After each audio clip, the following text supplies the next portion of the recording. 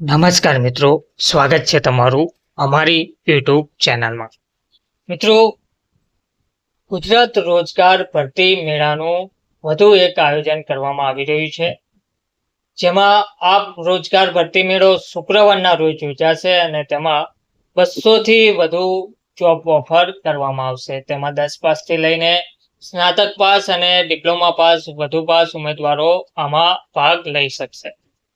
વિગતવાર માહિતી જોઈએ તો રોજગાર કચેરીમાં શુક્રવારના રોજ રોજગાર મેળાનું આયોજન કરવામાં આવ્યું છે. 200થી વધુ જોબ ઓફર કરાશે.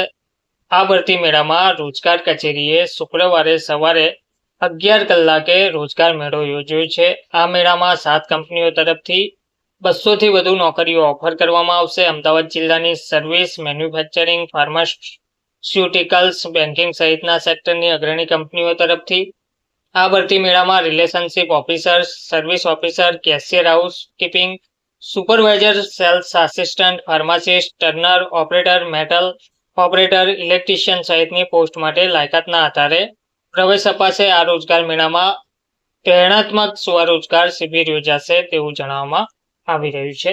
ધન્યવાદ.